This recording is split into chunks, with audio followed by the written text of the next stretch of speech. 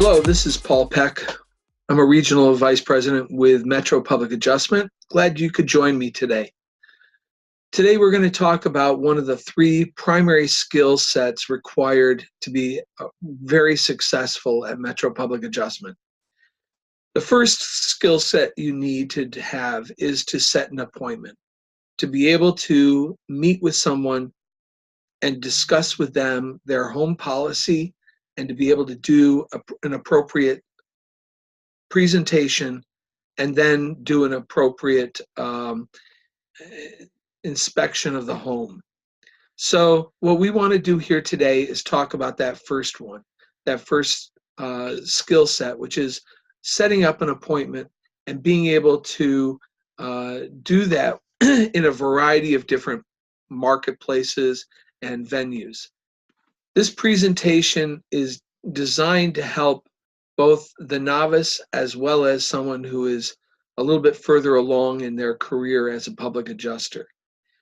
It's for everyone. It's for me. It's for you. And we're going to hit on a couple of different types of invitations, types of appointments, and different places where you can get those appointments. Everyone has a need for appointments and a need for training in some area of appointment setting.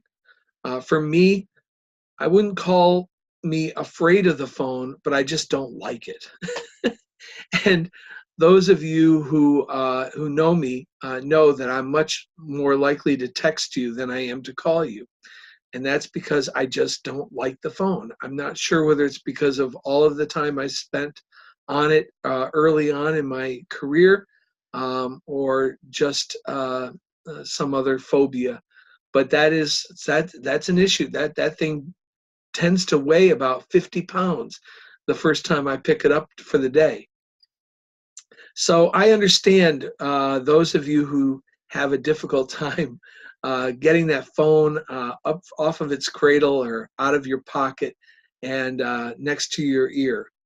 The other kind of people are people who may be good on the phone, but they need to get organized on the phone. They need to have some kind of organization in place so that they can get the phone conversation going in the right direction and then have it finish up properly. So they need a good script. And all of us need appointments. We all need to be seeing more people because this is a numbers game.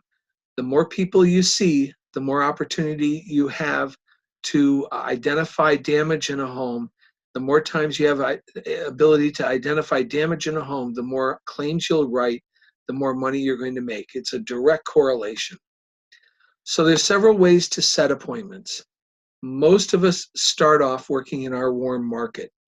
And there's two ways of approaching it. We're going to hit both of them and talk about them to some extent.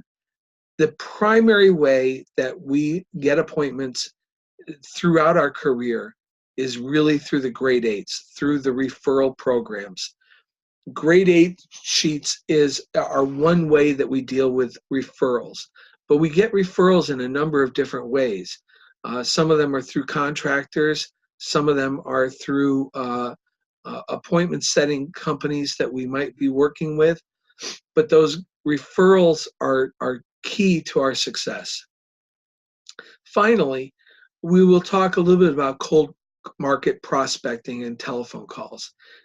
There is a way of doing those so that they are effective and so that if you haven't made the number of touch points that you've wanted to make per day or per week, cold market prospecting may be the way to get it done that particular week. And you want to have some skill in that so that it's not something that's foreign to you when you are forced into a time to use it. I can tell you that if you set more appointments, if you double your appointments, what do you think that would do to your business? What would that do to your weekly income? If you doubled your appointments, your potential for claims is going to double. If you double your claims, and you're on the advanced program, now you've doubled your $200 bonuses for that week. If you're hiring people between now and the end of April, you're going to get an extra $50 for every person that you sign up. This is a significant thing, and it's the appointments that count. It's where everything gets started. So let's get started. Let's talk first about the warm market. Here's a script that is very good for those of you who are early on your careers or just getting started. I really like the idea of asking for the policy coverage review and doing it in a way so that it is it's not a sales pitch, because we don't want to come across as salespeople. We're educators first and foremost. So what I like to do is have people work off of the training aspect of their initial foray into making telephone calls. Hey, this is Paul Peck. Listen, I need your help. I'm in training to become a public adjuster, licensed with the state. You could actually use the name of the state at that point. As part of my training, I need to learn how to review and analyze different homeowner policies. So I need your help. I need to come over for about 30 minutes and look over your policy. Would Tuesday or Wednesday be better? Is 3 o'clock or 5 o'clock better? That's one way of doing it. Another approach is to say something like, hey, this is Paul Peck. Listen, I just I'm in training to become a public adjuster, licensed with the state. As part of my training, I have to look at 3 to 5 insurance policies. Could I count on you for one of them?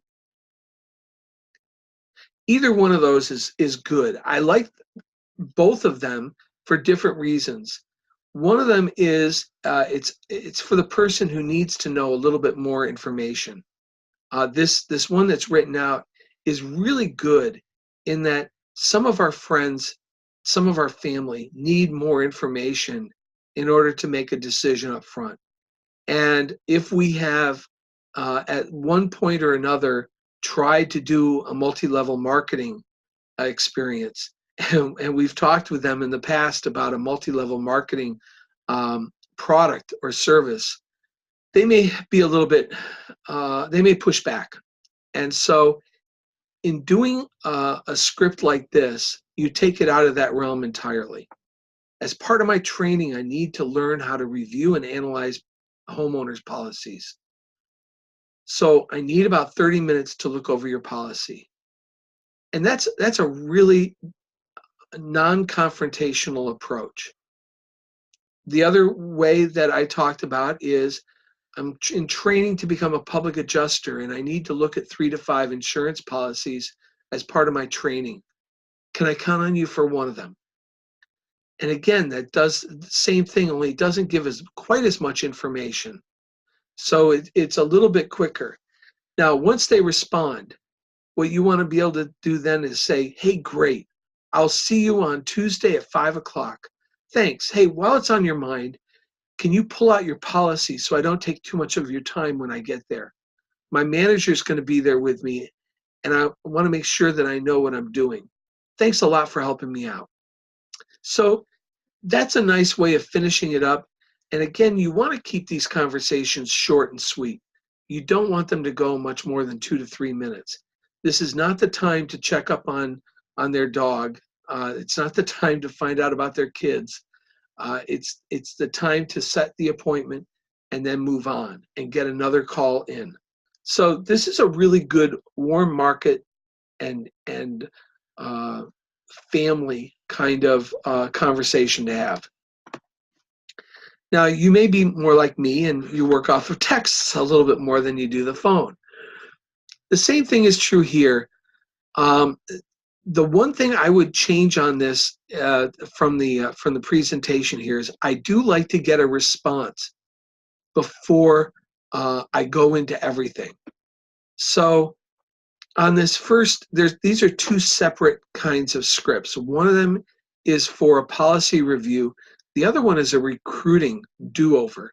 In other words, it's somebody that perhaps you've talked with before about public adjusting, and now you want to text them and say, hey, listen, I now know a little bit more about what I'm doing, and I'd like to review it with you again.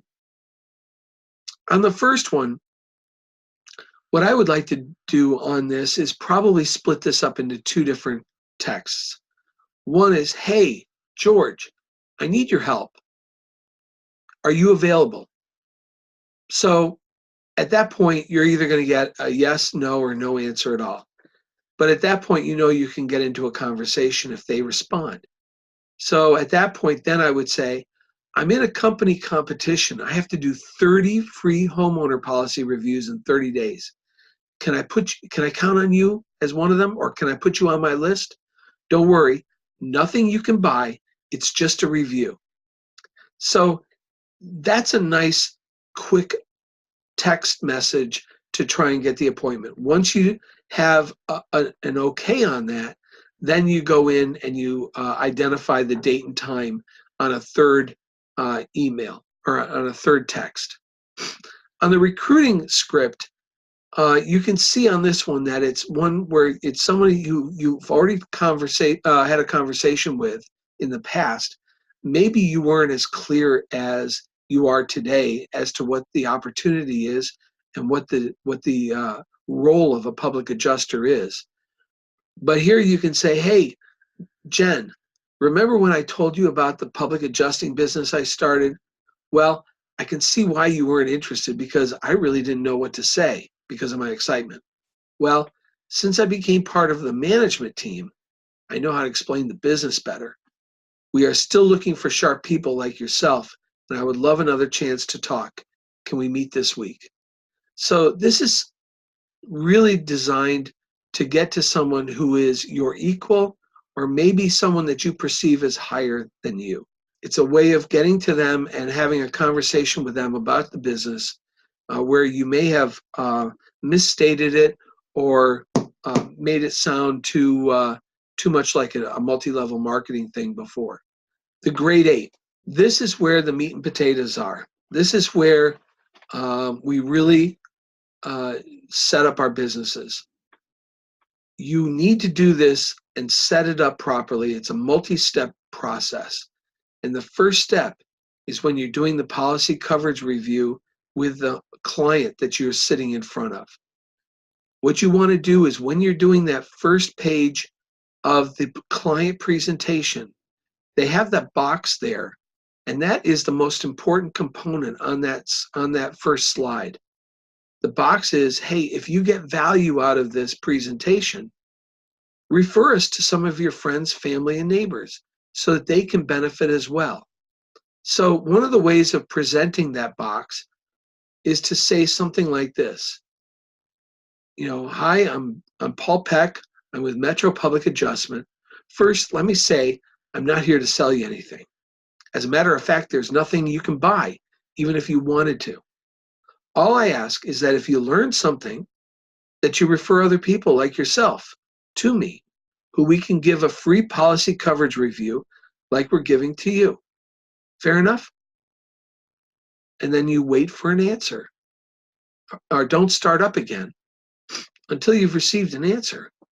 Because they are on the hook at that point. You're giving them free information. You're providing them a free service. And you're not asking for anything other than referrals so that other people can be protected as well. The second step is with the same person, with that client. After you've done the presentation and the inspection, just stop for a second, turn to them, and say, so, what did you learn? And let them answer. Great. Well, we want to make sure that we share the same information with your friends and family. And at that point, hand them the grade 8 sheet. At this point, they can be filling that out while you're doing the claim jacket and claim paperwork. If you were not able to get a claim, then it's an opportunity for you to help them with identifying it. Or as they're giving you names, Perhaps have them make a telephone call and introduce you to them, to one or two of those grade 8 names. So once you slide them the grade 8 sheet, then you say something like this.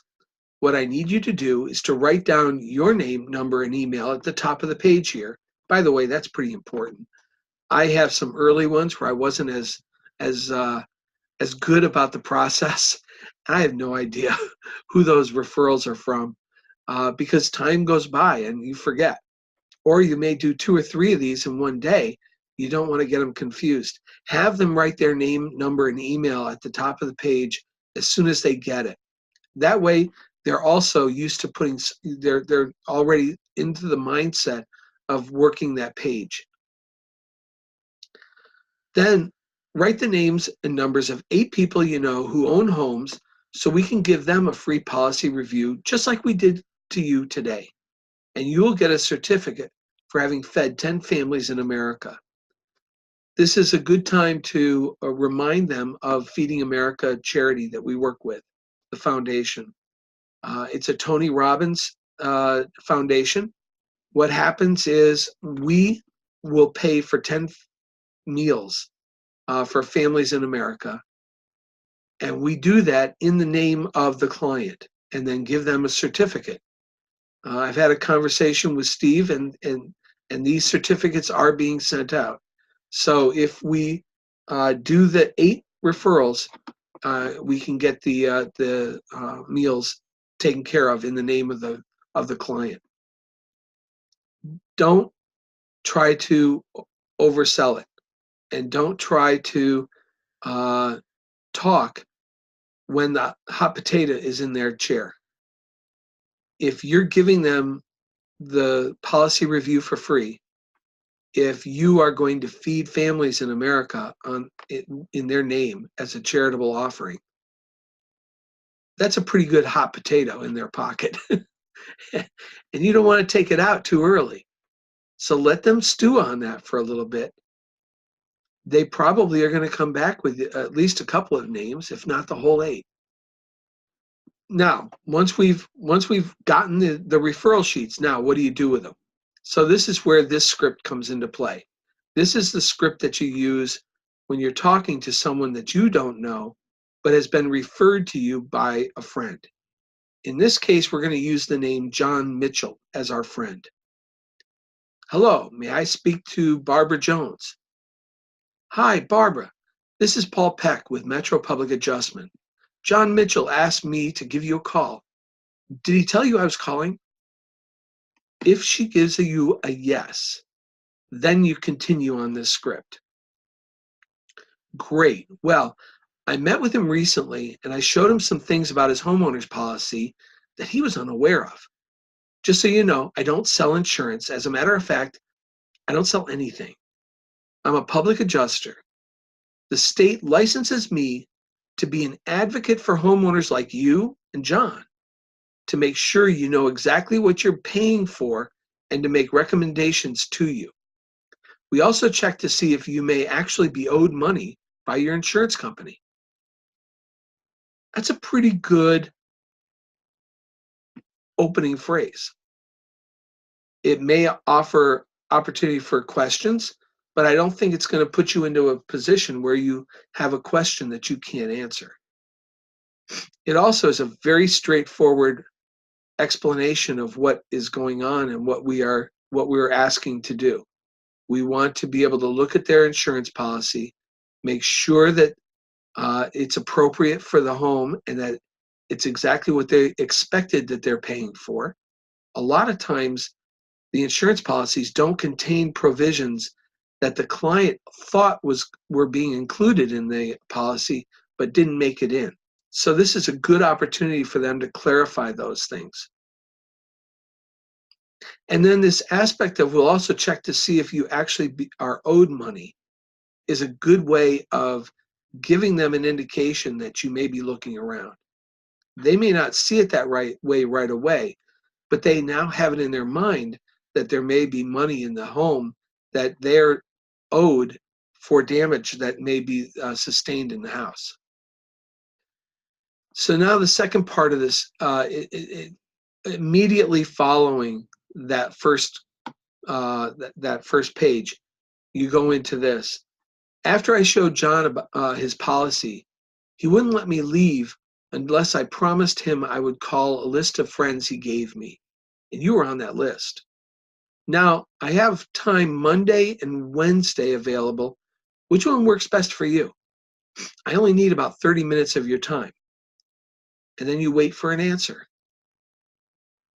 If they give you a time, then you say, great. And then you try and clarify an actual time during that day that you're going to do it. If they don't give you a time at that point or a day, you may offer alternative dates that might work. If not, then it may be that they're not interested in the policy review at all. At which point you can say, again, you want to leave it on a happy thing of, hey, listen, sorry we couldn't connect at this point. What I want to do though is I've got to get a hold of John and let him know that we didn't connect, and maybe he can explain what I'm trying to do a little bit better. But I thank you very much for your time. So you want to leave it so that you can get back in there, and that there's no harshness in your voice. So once you have it set up, then you confirm it with them and ask them to put it on their calendar so that they don't forget it. I have gone quite a distance at some points thinking that I had a confirmed appointment. And because they hadn't actually put it on their calendar, I messed up. So try to make sure that they put it on their calendar. And then also make sure that they understand that you're going to be looking for their policy. In order to do a policy review, there has to be a policy. So you want to make sure that they actually have the policy available. And then thank them very much and say goodnight. Now, the other thing is that they might say that they did not hear from John, or John didn't call them. At that point, you want to kind of go, oh my gosh, I'm going to have to hurt him. He told me he was going to call you. Well, let me tell you why he asked me to call. And then what you do is you go back to, great. Well, I recently showed him some things about his homeowner's policy that he was unaware of. You see, you're now going to get back into it just through that way. So if you get a yes when you ask the question, did he tell you I was calling? That's perfect, because now you've got a real soft entry in. If they say no, then you kind of make a joke of it and then jump right back into the script. Okay? Does that make sense? I hope so. If you have any questions about this, you can always get a hold of me. I give you my website at the end of the presentation. And then rinse and repeat. So if they're not going to listen to you, then just move on. Don't make a big deal out of it. Just say, hey, listen, I'm going to have to let John know that I didn't get together with you, but hopefully we can touch base later on this year. And just let it go at that. Now for the fun part. The grade 8s, I'll tell you what, that is one of the best programs we have going. But at some point, you may reach a point where you just don't have somebody to call. So what are you going to do? Well, I go to 7-Eleven a lot. If you've seen me, you know I've got a double gulp almost always in my hand. So I go in there early in the morning, and there's always a contractor there. HVAC guy, plumbing guy, electrical guy, a GC. There's always somebody there. And I always talk about the double gulp, or, because I go to the same 7-Eleven all the time, they know me pretty well there. So I'll joke on that. Or I've asked the people that work at 7-Eleven sometimes, as a cold market kind of prospect. Hey, if I could show you how to make an extra $3,500 part-time each month, would that be worth 30 minutes of your time? Then you wait for an answer. If yes, then tell them what's going on. Tell them you're a recruiter and that you're licensed with the state to help people get paid, and that you're looking for some sharp people like themselves to train. And then get their contact info so that you can set up an appointment with either for yourself to do the presentation or for someone like me to do it for you. Get them to confirm it, and then get it scheduled. Send them an email and confirm it. If they say no, no big deal. Nothing really lost here. So just move on. Just ask somebody else. If you're at Home Depot, go into another aisle. Ask somebody in that aisle. If you're at 7-Eleven, do it the next time you go in. There's always somebody to meet with and to talk with. If you're at a restaurant and you're really getting good service by the waiter or the waitress, hey, if I could show you how to make an extra $3,500 part-time, would that be worth 30 minutes of your time? The $3,500 is said to be a little bit of a shocker, okay? Everybody talks about $500 to $1,000. Everybody says, hey, if I can make an extra $500 each month, would it be worth 30 minutes of your time? $3,500 is an extraordinary amount of money, but it's not something that is unusual or unavailable. It's definitely available.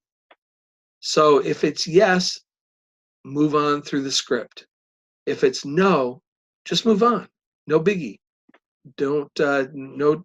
And if they try to take offense at it, there's other things that you can do, and maybe we'll do some training on that later.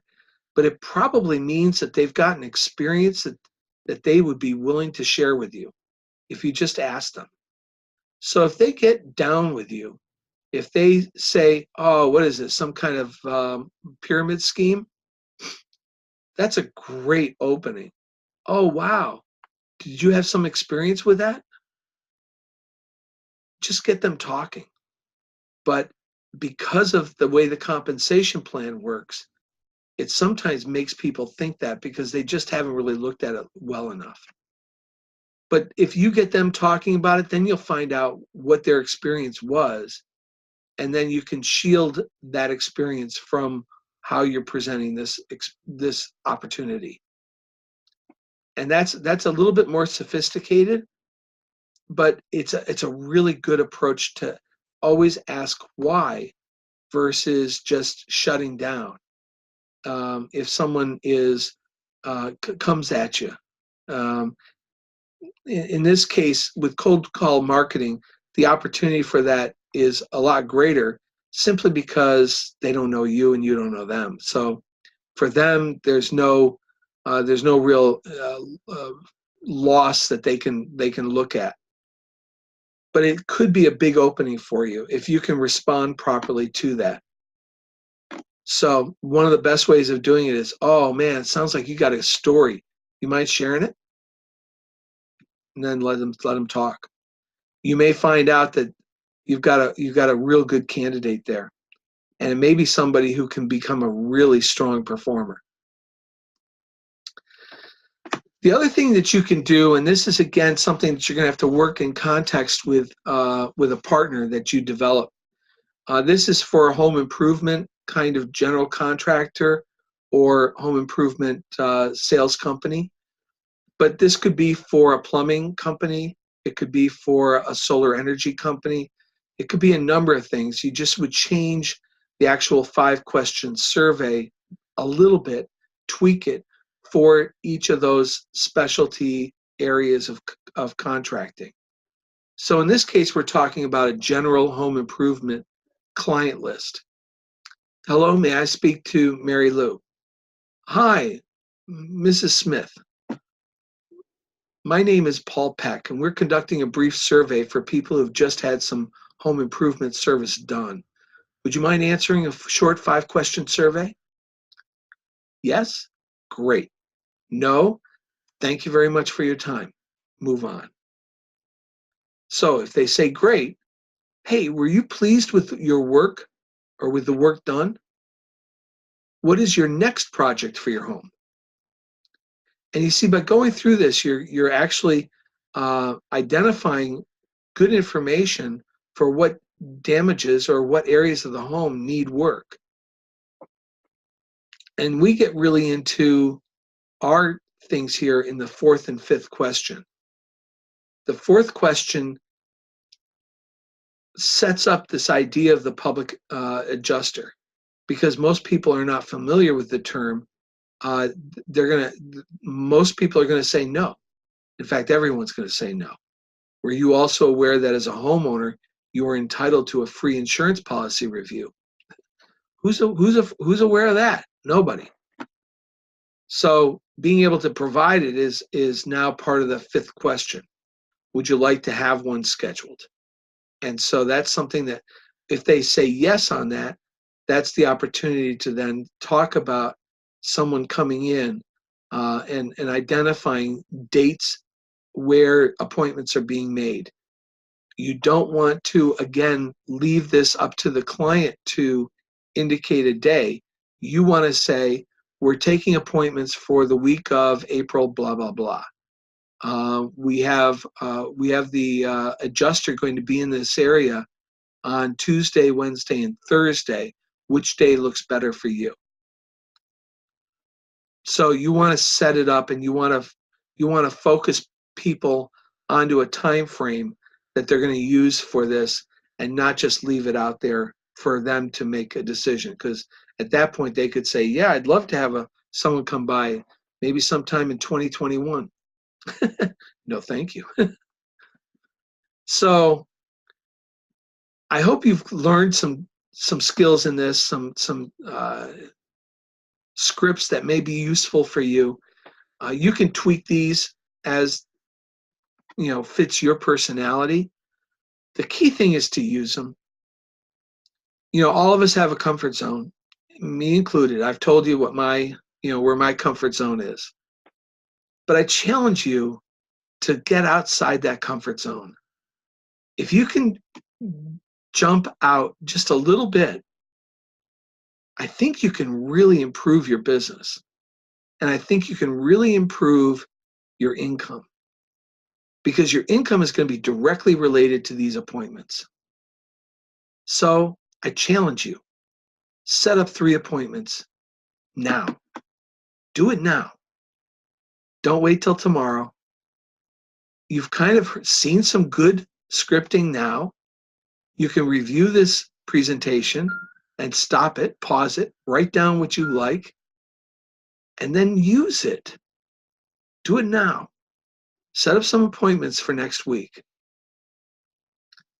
It's not as hard as you think, and the phone isn't as heavy as it feels when you're not prepared.